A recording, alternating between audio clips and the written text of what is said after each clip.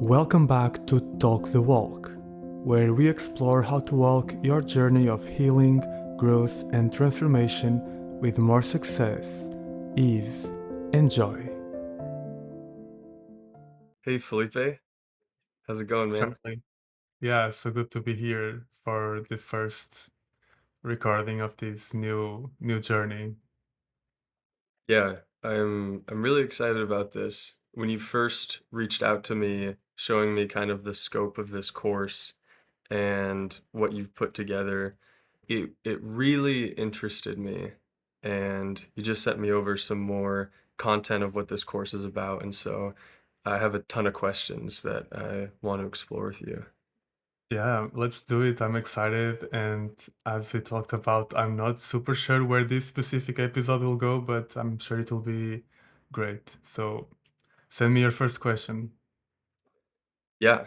As far as people listening to this for the first time, how would you explain this concept of emotional mastery in a couple sentences? So if I just have to put it in like one or two sentences, I would say that emotional mastery is you having the capacity to have your emotions working for you instead of against you. I think of our emotions as some of the most important forces in our lives. They are basically running everything that we do, think, feel, our decisions, our behaviors and choices, and lack of behaviors, and all of that. And still, even though they're so important, I would say that for 99.99999% of people in the world, their emotions happen completely out of their control and most times even out of their awareness.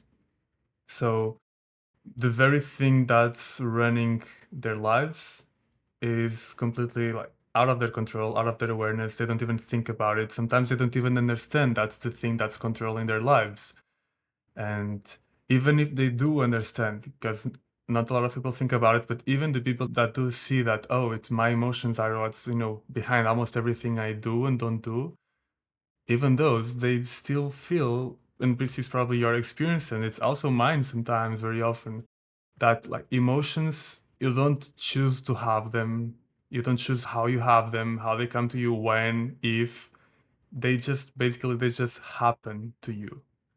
They just happen to you. And the thing is, it would be really cool if our emotions were like this perfectly designed thing that just run perfectly forever all the time.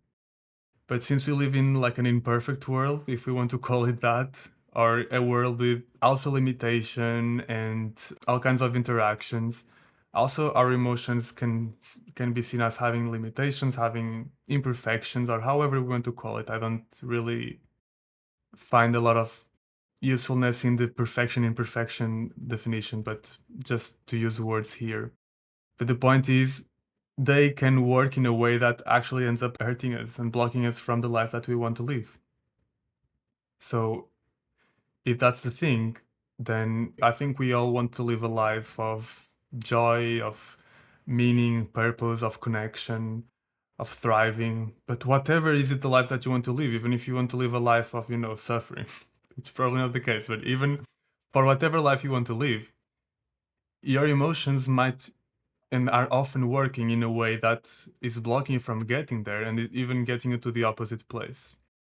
And so, if we want to be able to live that life, we need to learn how to master our emotions, which means simply to learn how to have them work for us and for the life that we want to live and not against it.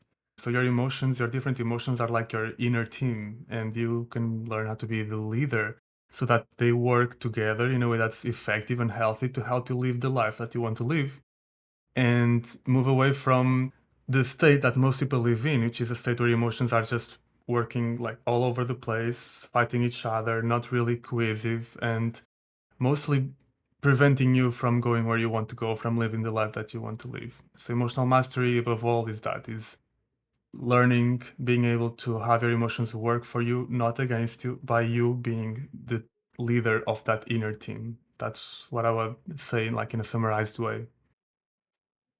So is a kid, like a small child, me as a kid, was I a emotional master? I think we, as kids, especially very young, we have some very inherent characteristics of emotional mastery that it's very common to lose as we're growing up.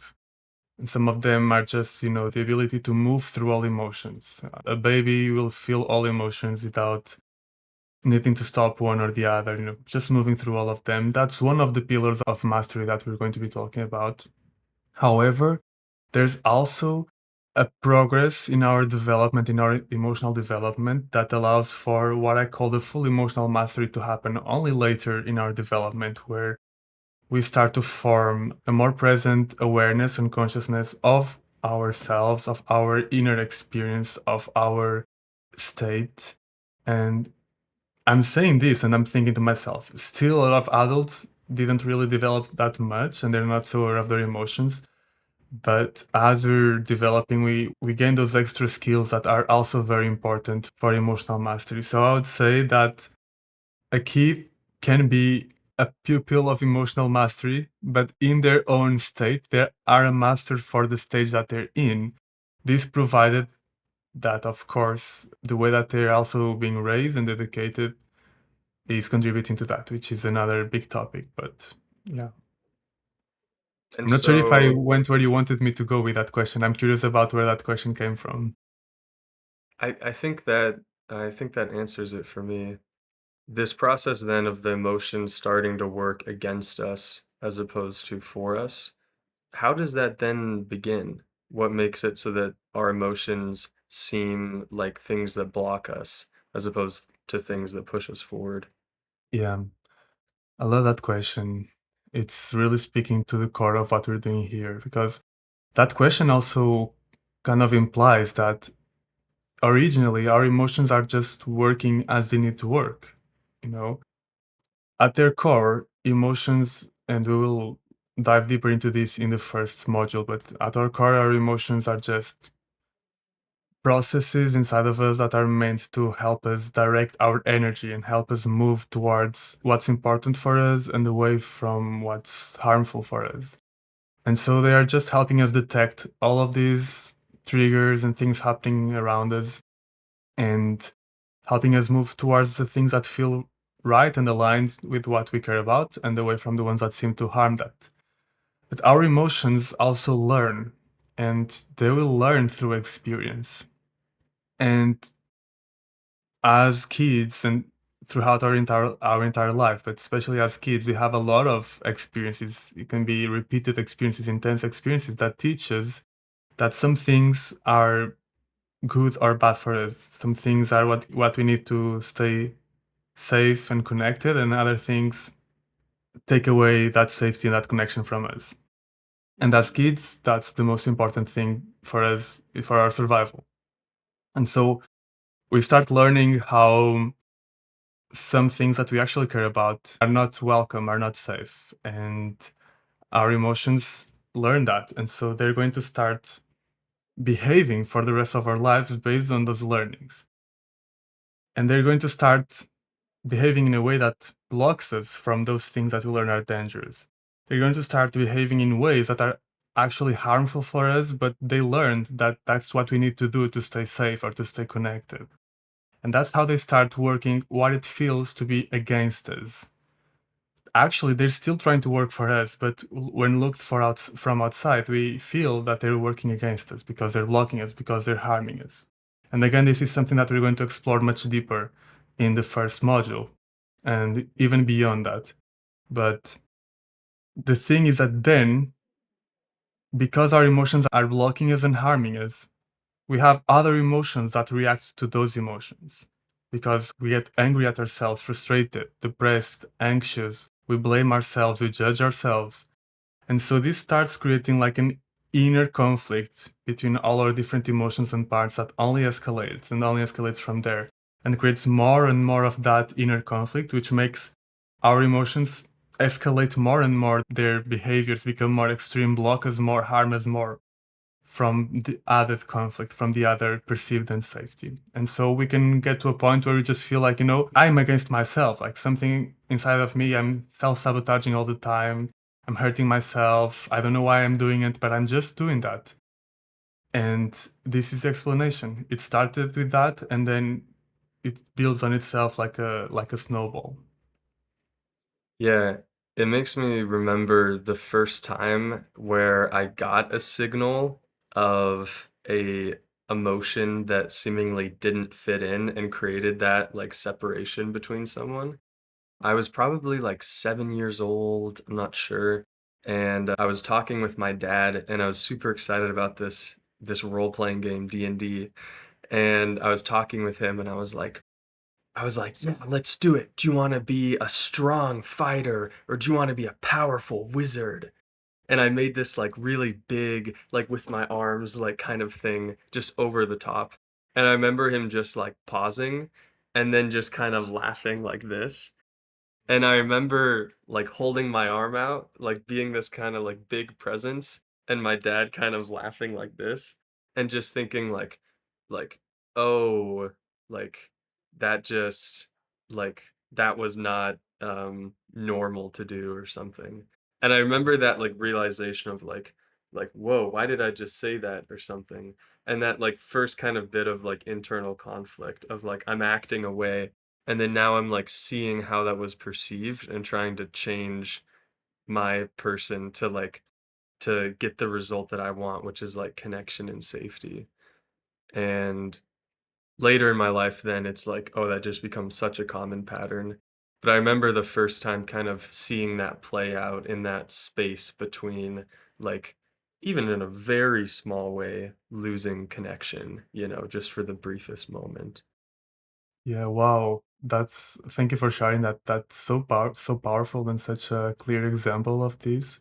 What would you say was like the visceral learning of that in that moment? What was like the visceral belief that was created for you?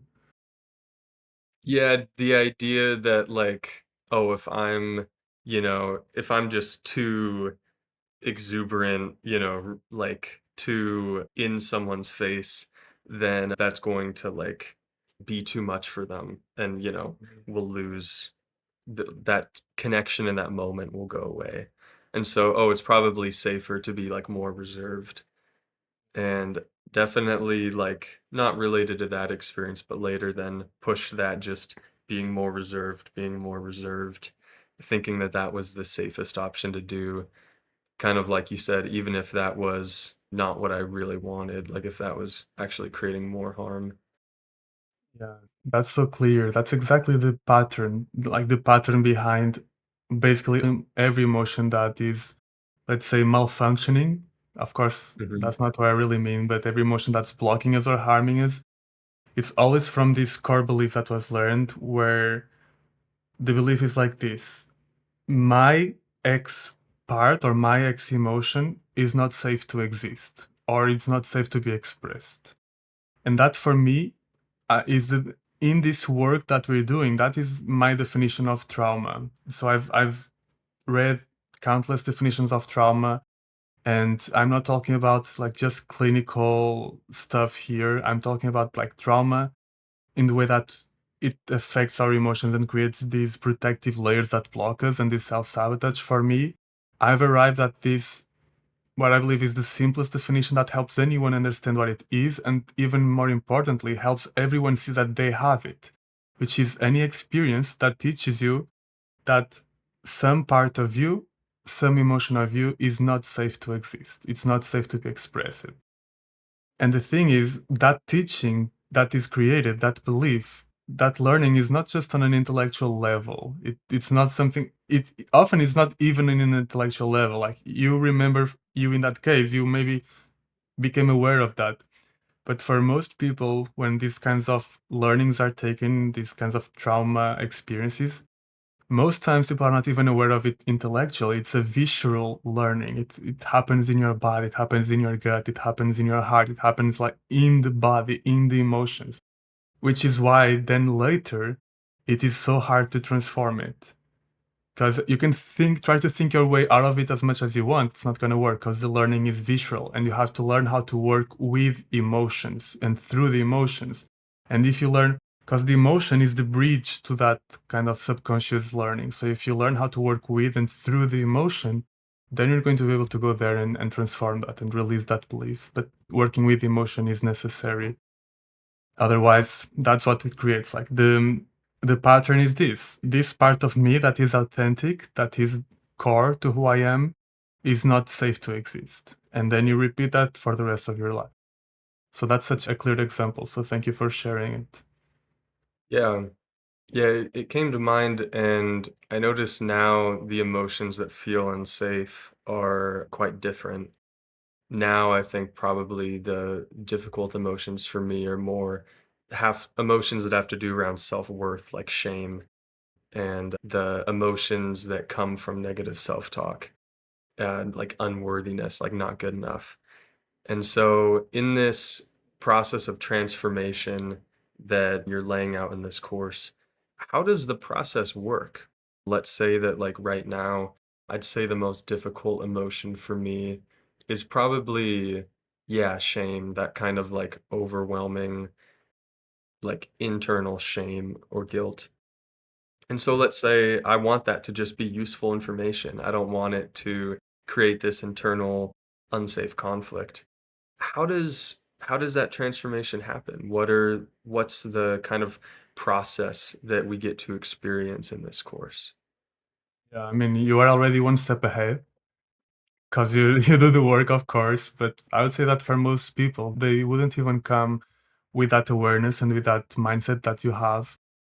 Usually they come like mostly frustrated at this certain pattern that they have, this certain, and you are even aware that it's an emotion behind it. But for most people, I'd say they're not even so aware it's an emotion. It's like, I have this pattern, this specific behavior or way of thinking or choice I'm making or not making. So they usually come frustrated with it and wanting to fix it, just wanting to Mm, solve it and thinking there's something wrong with them. So they come, you're coming very much from this, I always find the difficulty to find the right word for it, but for example, in internal family systems, they call it this self energy. In this work, as we're going to learn, I call it this like inner safety state. You're already coming from this state of like, you're being present with your emotions with love and compassion. But most people, they come to the program and they're like kind of disliking that part of them, kind of not really wanting it to be there, just wanting to get rid of it, maybe even hating it, maybe even judging themselves, maybe even feeling shame and guilt about it. And so basically they're coming to the course not from their full integrated healed self. Of course, if they were coming from that, they wouldn't need it as much, but from one of the specific emotions involved in the conflict. The emotion that hates the other emotion is the one that's bringing them to the course, and it's like, please, Philippe, help me get rid of this other emotion that's just, you know blocking me and harming my life and making me feel bad. And the thing is, it's impossible to actually do this work from that step, as we're going to learn. So the first step that we do is just to change the way that you are going to meet your emotions. And that's our first step. That's our first module, is to actually meet your emotions for the first time from a place of curiosity and wonder and openness and even some compassion. But that can come on later. If you don't have it yet, it will come on later. But this is the first step. It's very simply to recognize that, you know, you're quite young, but many people that join the program, they have spent many more years, even maybe double the years of your life or my life, fighting their emotions, struggling with their emotions. So it's very wise to understand that this hasn't been working so far. Okay, this strategy isn't working. So maybe it's time to change strategy. And maybe it's time to actually stop that fight and that struggle and actually look into what's happening inside of you.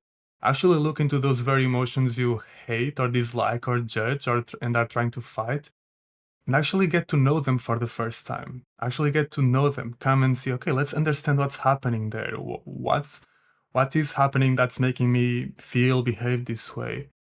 And so just this shift in in your energy and the way that you meet your emotions is going to transform everything else that we're going to do later. So that's the Mm. first step.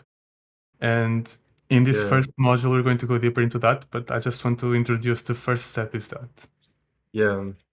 When I saw that the first module was meet your emotions, it reminded me to how the path kind of begins in Buddhism too, where the first noble truth is just that suffering exists.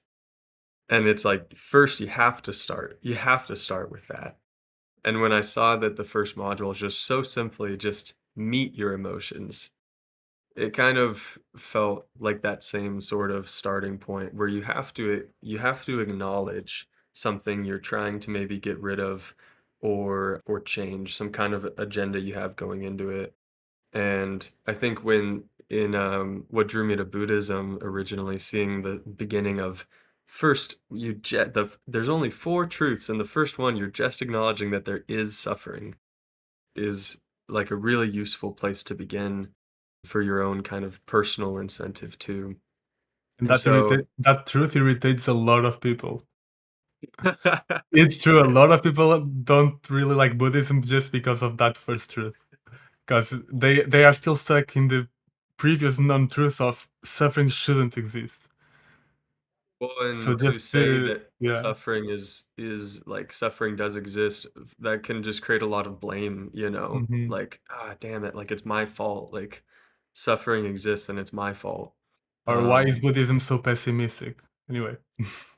yeah. And so, yeah, I like that this course begins there. What does the process of transformation look like after first meeting your emotions?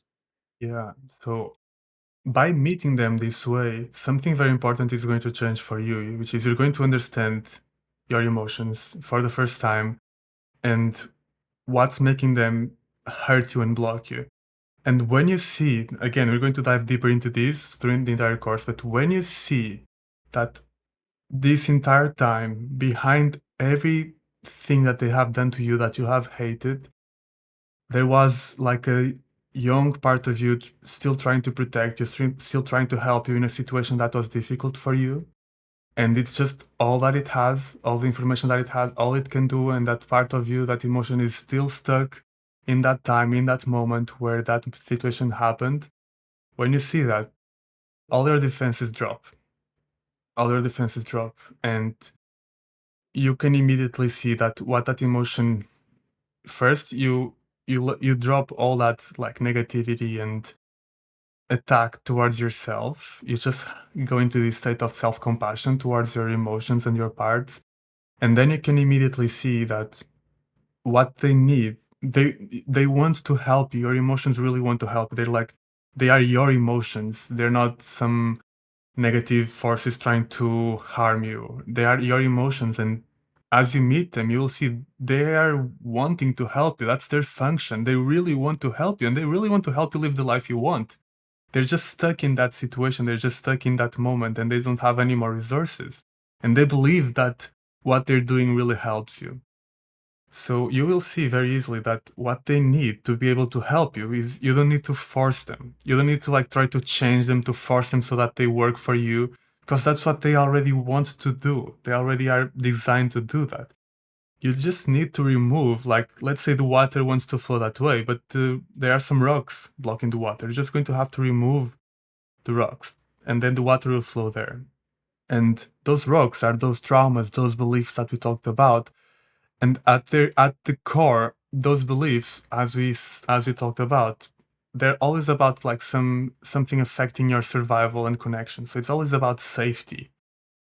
And so at the core, what your emotions need to be able to let you thrive, not only let you thrive, but help you thrive, is they need to return to safety. So the next question that we ask that leads us to step two is how can we help our emotions return to safety? Especially some people come and people often come into this program and they tell me, I have no idea how I'm going to do that because for the last 50 years of my life, I don't remember ever feeling safe. So how am I going to even help my emotions feel safe. I cannot. And this is where things start getting really cool, at least for me, because there are, and we're going to discuss, there are many ways and methods that you can use, even the external environment, to help you feel safe. And that's very important for sure. But the most powerful form of safety is the safety that's inside. So the safety that's about the emotions itself. Because remember, what created the trauma was not the trauma itself inside, was not just the situation outside being unsafe. It was that inside it became unsafe for you to feel those emotions, to have them. So the safety that will actually heal them and transform that is the safety that's also inside, the safety to feel those emotions. That's all it requires. And that's actually, in a way, that's much more scary. You could say, oh, I would much prefer to, just go to a safe place and that's it, but feel my feelings. But in another way, it's also much better because you're like, ah, I don't even need to achieve anything necessarily outside first. It's about feeling my feelings with safety. And it's inside myself, so it's my power. It's something that only depends on me. But then the question is, if I haven't felt that safety in 50 years, then it means I don't have it or what? And this is, as I told you, where I really like it because, in my belief and experience, inner safety is our nature. It's like our core. And we were just talking about that babies are born with inner safety. They are born with the capacity to feel every feeling. They don't care. They just, I'm crying, I'm crying, I'm smiling, I'm smiling, I'm screaming, I'm screaming, I'm excited, I'm exciting. So it's our core. And that is speaking biologically, but you can also speak spiritually, like many traditions. We're talking about Buddhism. Buddhism has the Buddha nature, right? It's your nature. And at the core, that nature is the nature of inner safety. It's a place, a state where all your feelings are safe, are welcome to exist. Nothing is Mhm. disturbing. All of them are loved. All of them are welcome. In internal family systems, there's the self energy, which is also your core state. When all the different parts are like put away, that's where you return to. In all kinds of traditions, you can call it the soul, the whatever you want to call it. Again and again, we find that your nature is already that nature of inner safety. So the really good news is you don't need to create it. You don't need to create inner safety for your emotions. You just need to learn how to reconnect with that inner safety. That's your core. And then once you reconnect with that inner safety, then you will be able to bring it to your emotions. But the second step is to do that process of reconnecting with that inner safety. And that's Mm. what we do. And that's the transformation continues from there, but just want to give you space to ask whatever it's coming up for you or to share whatever is coming up for you. Yeah. Personally, that was the part I was most excited about, Mm, was adding the element of safety to the emotions. My experience in December, I was on this meditation retreat that was a week long, and when it ended on day 7, I had the strongest sense of total inner safety that I've ever had in my life. And I remember sharing my closing statement with everybody in the room, who were primarily monks, monastics, ardent practitioners. And I was being that kind of 7-year-old kid that was too much. I was fully, like, in that for whatever reason, and I just kinda kept talking, and it was clear that at a certain point, most of the people in the room were judging me from oversharing and just being, like, kind of ridiculous, and I could totally feel that judgment from the other people and the shame, and it was really bizarre because there was no part of me that wanted to change it. I felt that. I, like, totally was aware of it as I was sharing, and yet I felt completely safe in it. There was no part of me internally that wanted to change the current circumstance because it felt unsafe. Whereas normally in a group situation, that's when I would feel like most unsafe if I wasn't being accepted. And it's interesting that even with the external experience of not being accepted in a given moment, if internally you do just feel safe, if there's no internal judgment, then suddenly the actual environment feels quite safe and you're able to be kind of however you want to be, which in that experience was just like most authentic. So that was a temporary experience that didn't last forever for me. And so that's why I really want to explore those different emotional states with the additional like layer of safety. Yeah, thank you again for the examples. I love your examples because they are so clear and help understand the concept even better. Like for your case, it's really easy to see how like the enormous impact of just inner safety. And it's just Mhm. a second step. And in my three pillars approach, it's just the first pillar. But often people when they develop just that, it already changes their lives. I've said many times that just that step could be an entire course by itself, and it could. And in your example, I love to see it because it's in a situation where everything would point to the fact that you would feel shame and you would close in yourself and you would just reinforce the belief that, yeah, it's not safe. I shouldn't, just be all out and so expressive. And this is what would normally happen if you didn't feel safe to feel all your feelings. But in your case, you were just so anchored in that inner safety from that meditation that it was like, oh yeah, all this judgment from these people around me, who, by the way, probably also have the same trauma that they were not allowed to have all of these emotional expressions. So that's why they have to judge you. But all of this judgment is making me feel shame, maybe some humiliation, maybe some sadness, maybe even some anger. And I can feel all of those feelings. I don't need to stop them. It's safe to feel them. It's welcome to feel them, which means I don't have to stop being myself. I can Mhm. continue. If you were And not the safe to information, feeling them, yeah. If you were not yeah, and safe, yeah. Go ahead. it just was clear that like the information was also let in too. It didn't get construed. Like, I did feel shame, and I get to just have the actual information. Oh, what I'm saying is not the status quo of this culture. Mhm. And it was very clear, okay, I know that. I could actually listen to the information then and then choose how I wanted to. Whereas if that information wasn't let in and I was guarding against it by not feeling that emotion, I'd also miss out on the information, which was genuinely helpful too. Yeah, so you'd have if you didn't have inner safety in that moment, you would be forced. You would either, because you cannot feel those feelings of shame, sadness, humiliation, you would have to stop being yourself, or you would have to like force yourself to continue no, I'm gonna be myself. But close Mm. yourself off to those emotions and not get their information and their message. And also in that process create more of that inner conflict because you're like Yeah. fighting those feelings. And this is like the typical approach that many high performance people, overachievers, people that experience burnout also in their lives do. Most of the high achieving people that you see, they have achieved a lot, but it's like through this bulldozing way where it's like, I'm not going to feel my emotions and I'm just going to do it. And it might get results, but it's at the expense of deep emotional dysregulation and then stress, burnout, and the lack of happiness in whatever achievements they have. So you would be forced to have one of those paths, and with inner safety, you can have the best of both worlds. And then from that safety, it continues.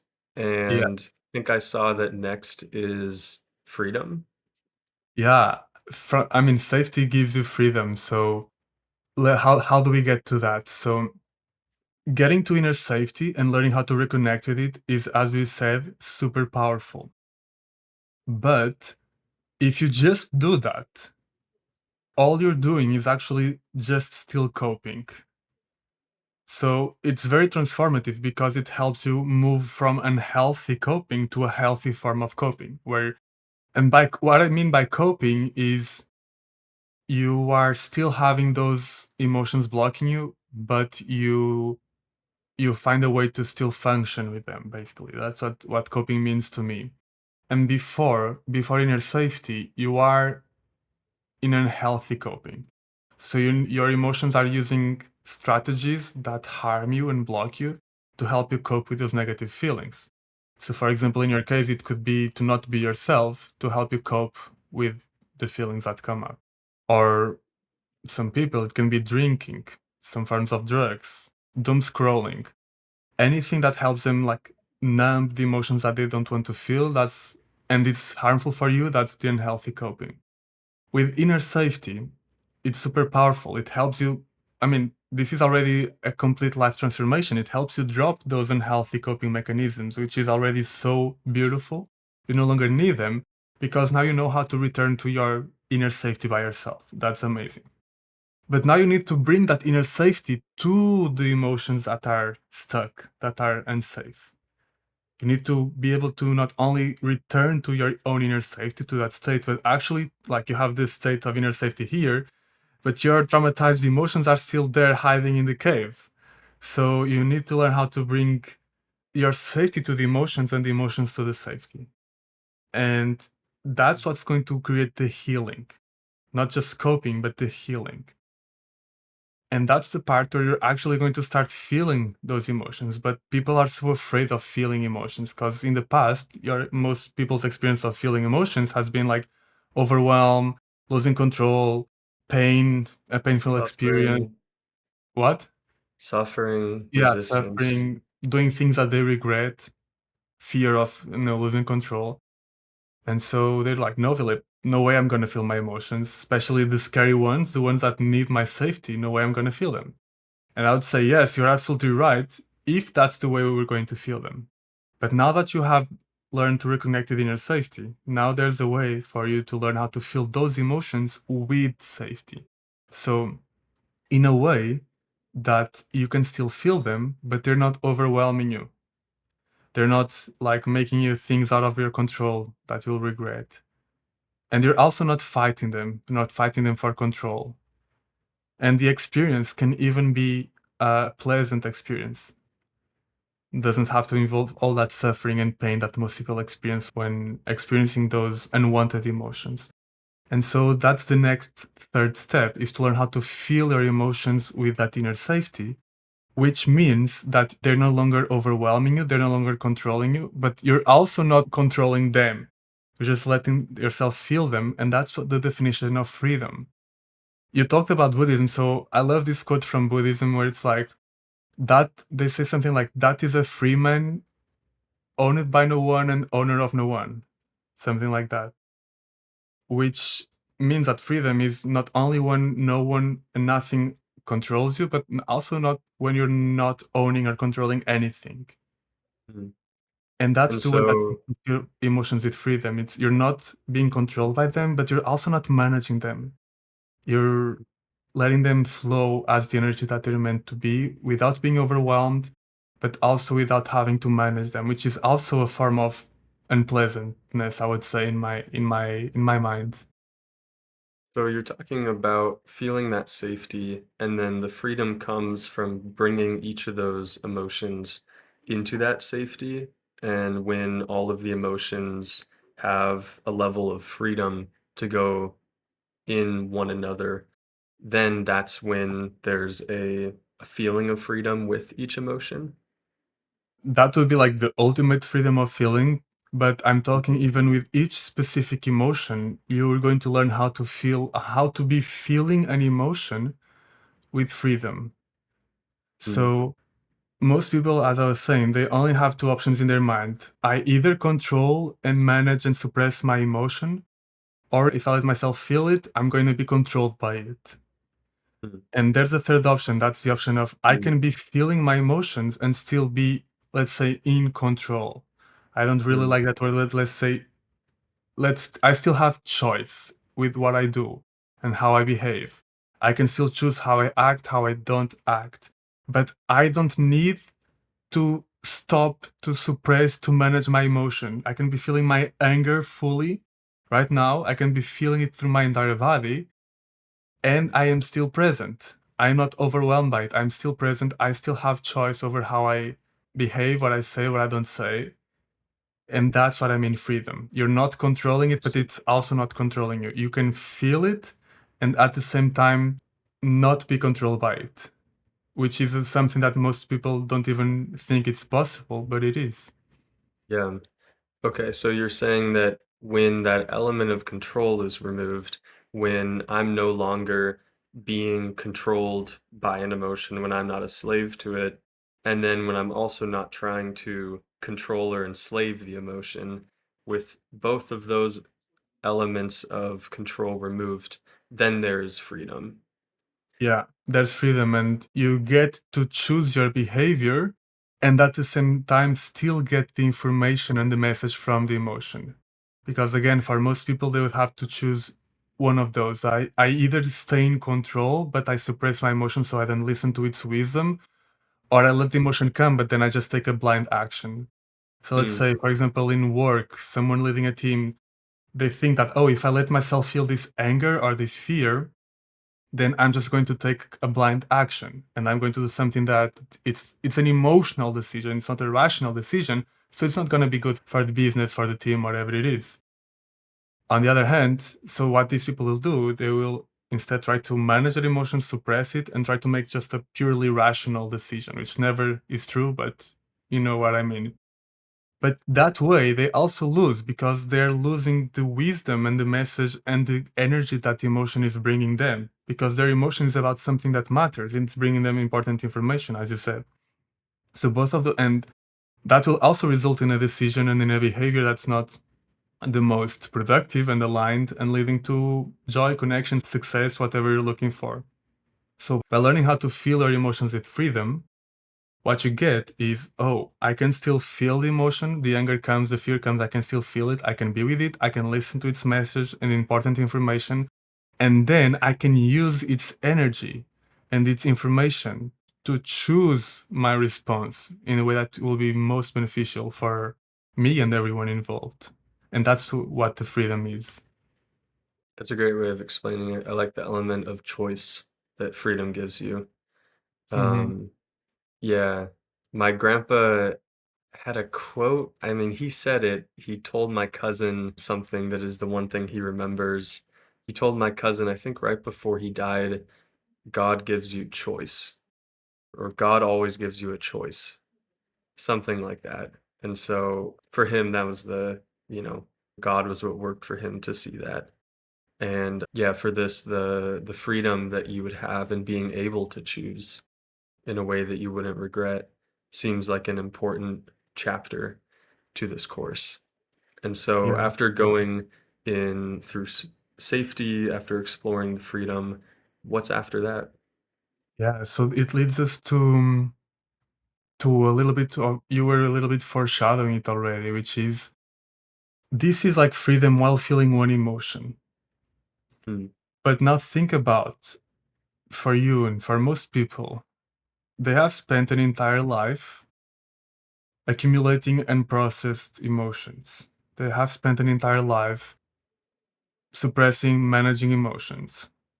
And that's what's been creating all that emotional dysregulation, that snowball that's been created that we were talking about in the beginning. It has been created by not being able to feel emotions with freedom. So they have to suppress their emotions, they have to stop them, they have to manage them. And that creates a pool. Imagine emotions as energy that needs to move, right? That creates a pool of emotional energy that's stuck and expressed and it becomes heavy and condensed. And that's the feeling that most people have in their lives. They feel like there's this constant heaviness. You can call it stress, anxiety, being easily triggered, you know, whatever you call it, that lack of emotional capacity. That again, we also talk about like the window of tolerance here. You might have heard that term, the window of tolerance, which means like the amount of challenge or difficulty that you can take before you get overwhelmed or triggered. And for most people, it's very narrow. Something small will already take them out of their comfort zone, out of their like regulation zone and into overwhelm, into stress. And that's because that window has been shortened because let's say this is the lower limit of the window. All of this that's below it, it's the accumulated and processed emotional energy from their entire lives. So it's super close here. So to widen your window of tolerance, you just don't need to increase it here by learning more regulation and learning all of these emotional mastery tools that we are learning. But also, most importantly, we need to be able to release all that accumulated and processed emotional energy that's making it so narrow. And that's creating for most people this ever present feeling of heaviness, stress, being easily triggered, overwhelmed, like you just don't have space for yourself and you don't have energy even to be alive. Like most people feel very little energy in their lives, and that's because all that energy is being spent unconsciously to suppress all of that emotional energy. And so the way to release all of that emotional energy is to feel it. And that can be scary.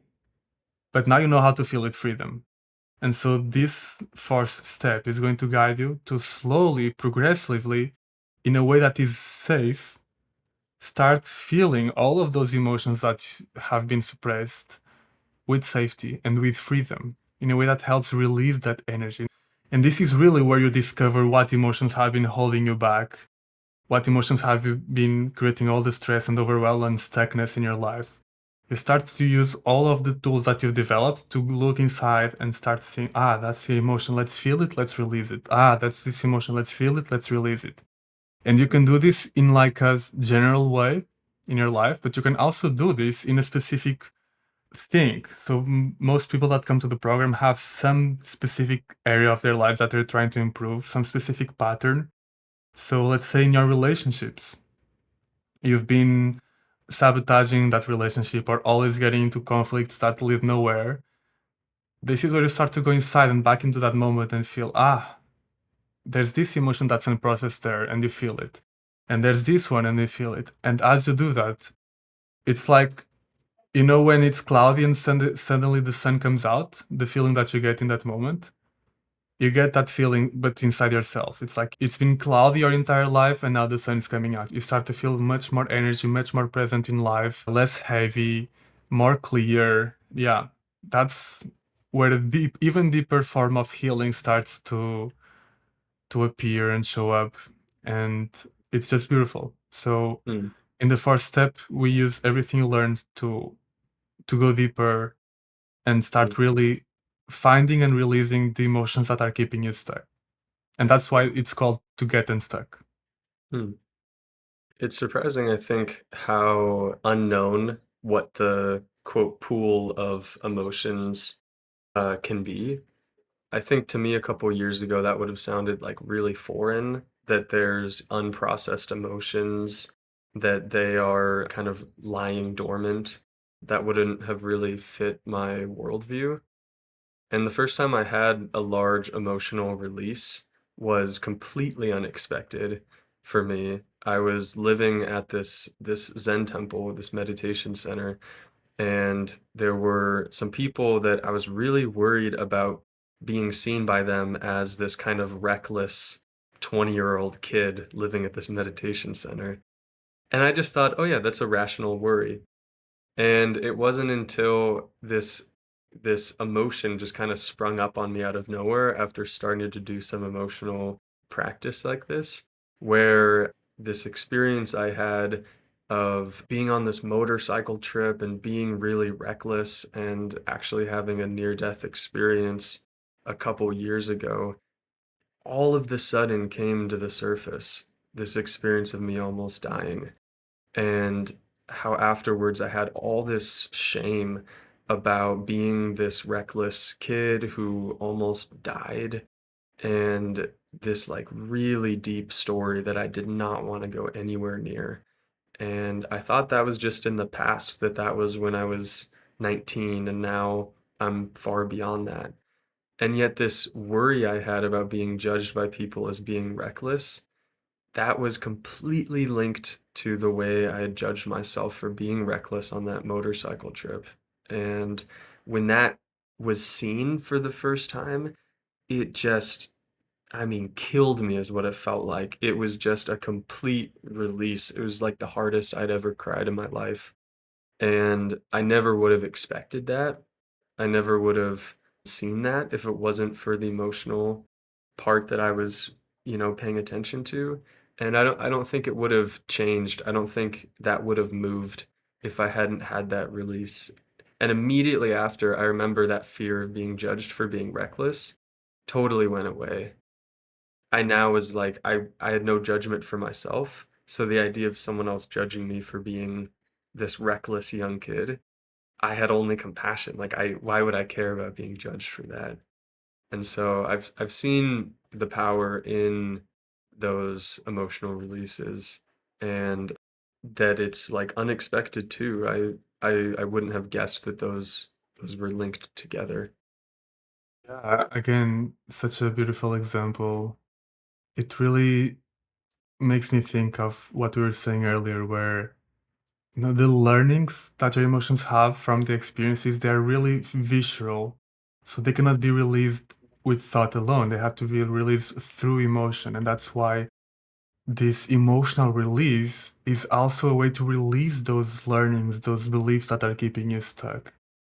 And it's also sometimes why people think it's almost like miraculous, these kinds of transformations like you experience. It was like from one moment to the other, you no longer had that trigger, you no longer had that pattern. And it's because you released it where it needed to be released, which was at the trigger through the emotion, not just thinking about it. And that's what we're doing here. We're releasing them where they need to be released, which is through the emotion. And that's what really gets you unstuck. And I also imagine that you are someone that meditates a lot. So it's also very common when you are just sitting in meditation, after some time and your mind is still, that all of these emotions start bubbling up and coming up seemingly from nowhere. Sometimes just random emotions, sometimes associated with memories. And this is actually that emotional unprocessed energy coming up. Because the thing is that emotional energy has been stuck for all this time, but emotions always look for processing and release. The problem is most people don't want to process them and release them because they're afraid of that. So those emotions end up finding ways through the subconscious, through the shadows, to create situations in your life that force you to feel them again and again because they're looking to be processed and released. And that's why most people find themselves stuck in the same patterns because those emotions are still living there. They're still looking to be felt, processed, and released. But they are still resisting them.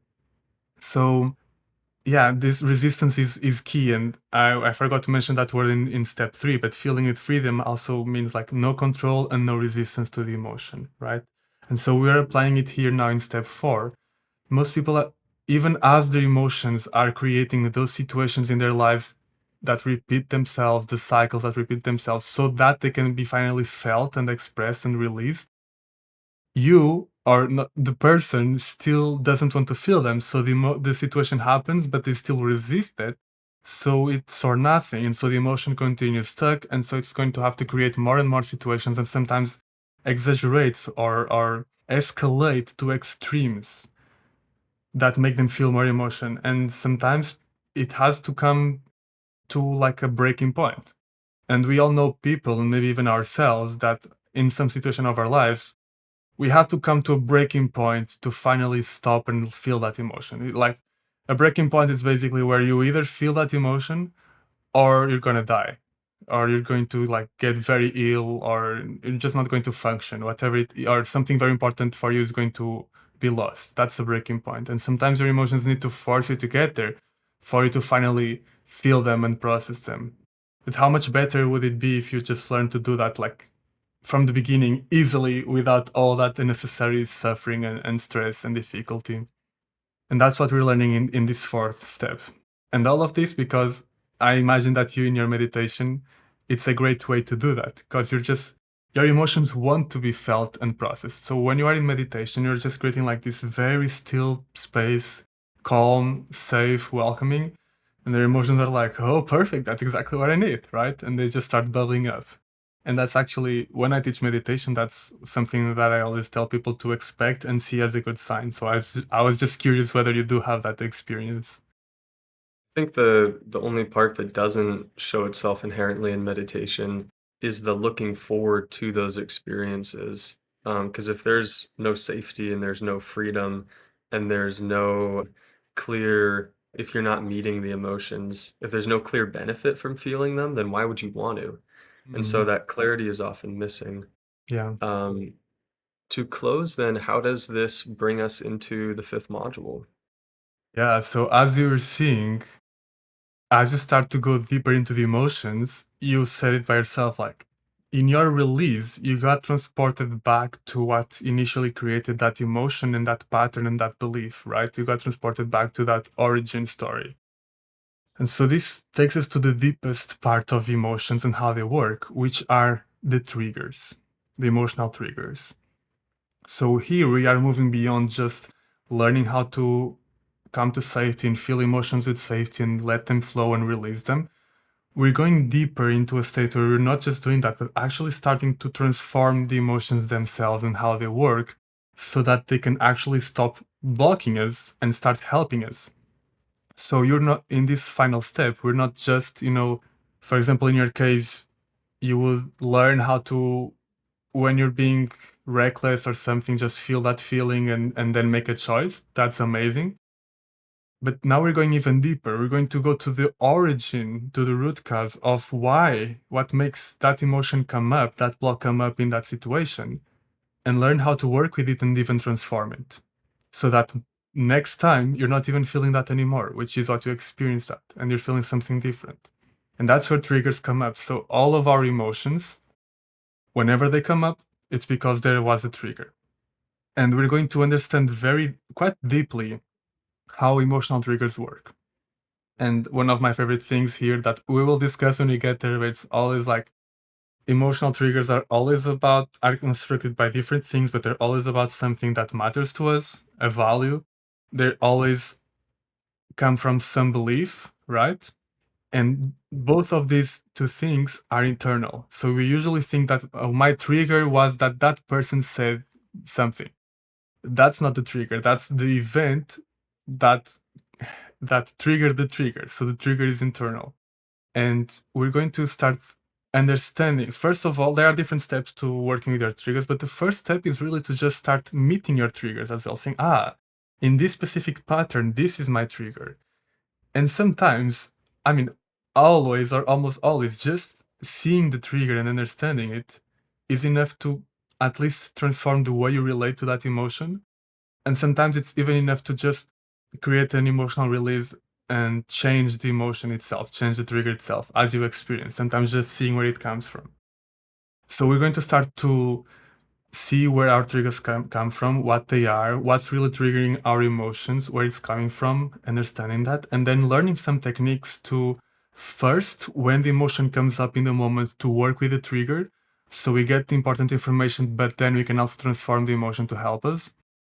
And then going even deeper than that, even before do work before we have emotions, so that we are working in the trigger, for example, in our personal practice, in our meditation, working in the trigger with the trigger in a way that in the future, in similar situations, our emotional response will be different. It will be one that helps us and not one that blocks us. So for me, this is the deepest level of the emotional work, but it can also often be the most transformative and the most powerful. I love that part.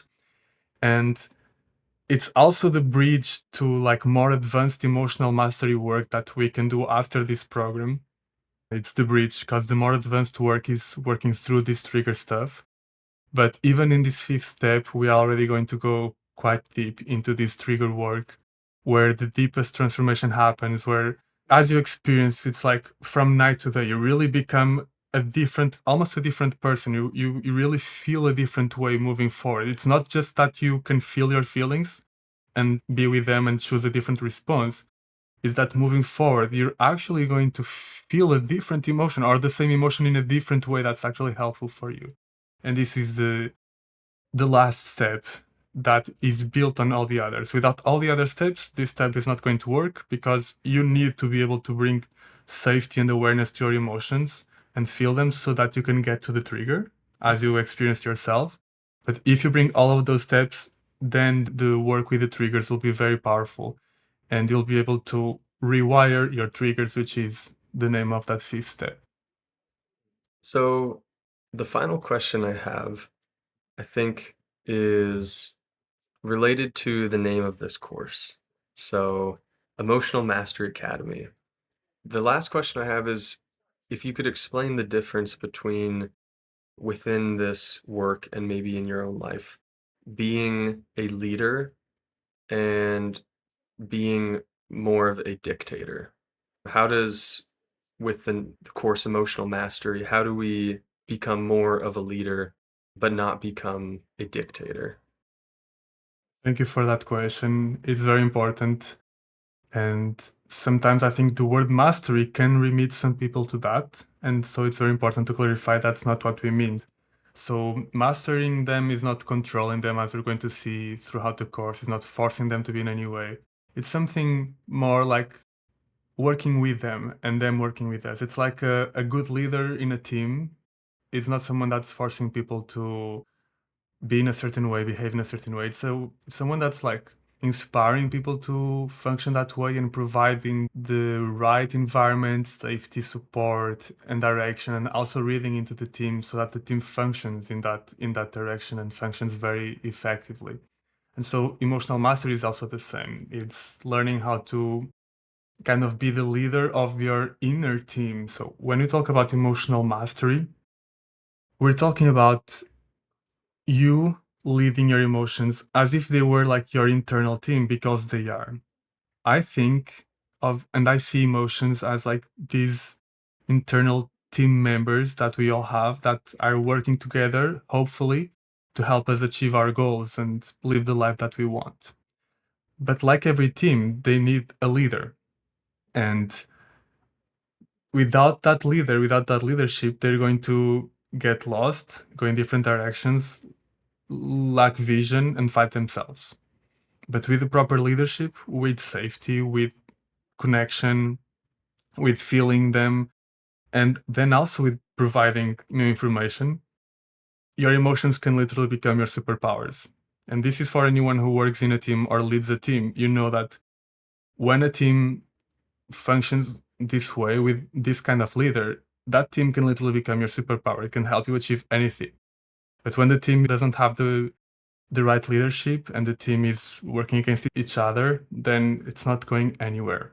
And that's why also this work of emotional mastery can be so transformative for anyone leading a team because the way that you lead an external team reflects the way that you lead your internal team. This is just an aside, but that's why if you learn how to lead your internal team in a way that is very powerful and effective, then you're going to be able to do the same with an external team.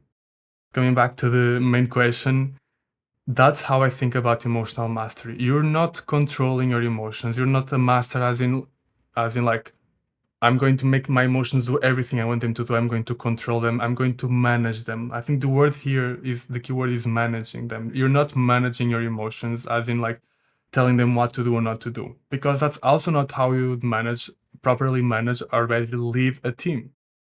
Your team members already have their own unique strengths.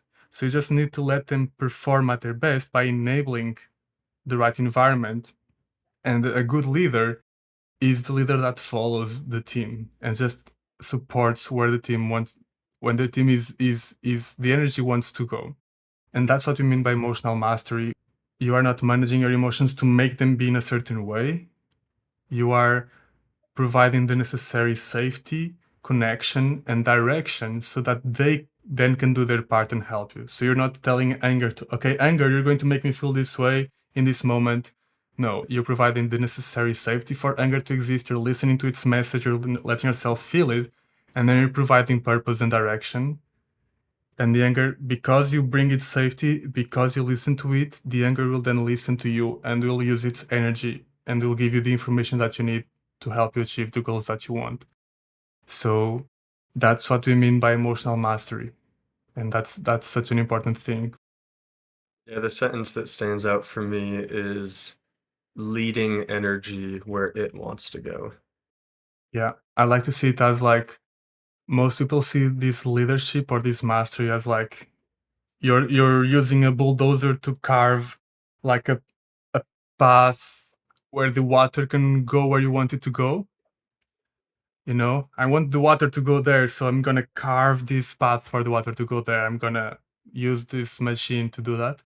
And for me, this mastery is more like, oh, the river is trying to flow in that direction. That's where the river wants to flow, but there are all these rocks blocking it, so let me remove the rocks.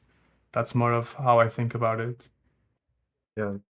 I think I'll close by saying why I'm taking the course because this is going to be my first time taking the course. and I was only interested in it from seeing these different chapters, how you've laid them out in this way.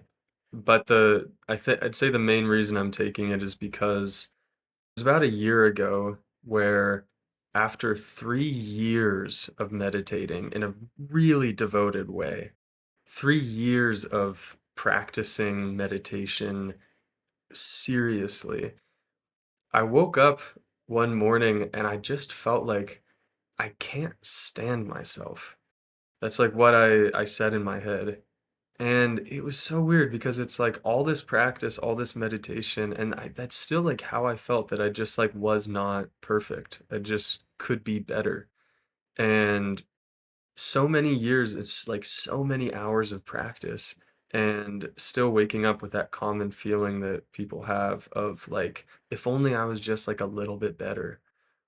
And in this emotional work, like seeing the underlying the person that you are, the energy moving inside of you is not like incorrect or wrong, but getting to allow that and experience that is just such a freeing, life-changing thing that when I started doing emotional work, immediately was the part that was missing for me in just simply how I was meditating at that point. And so I'd say the reason that I'm excited to see what's going on here and why I want to check it out is to cultivate that the want to just let energy, let myself like take me where it wants to go, and not have that feeling that like, oh, if only I was a little bit better, if only I was a little bit different, then things would be so much better. And so I'm excited for what you got going on here.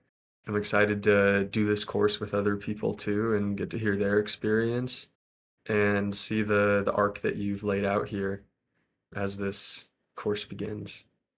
Yeah, I'm excited too. Thank you for sharing that. I love to see where it's coming from because I also didn't know.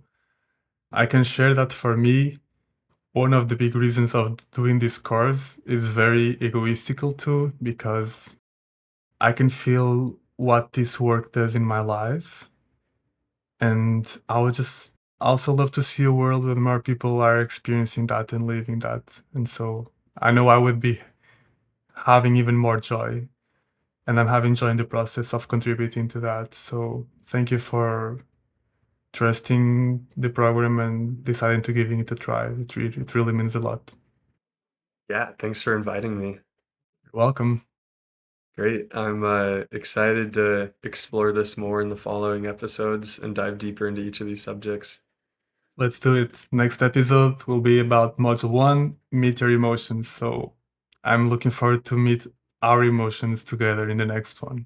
Awesome. I'll see you there. All right. Thank you. Thanks for listening to this episode of Talk the Walk.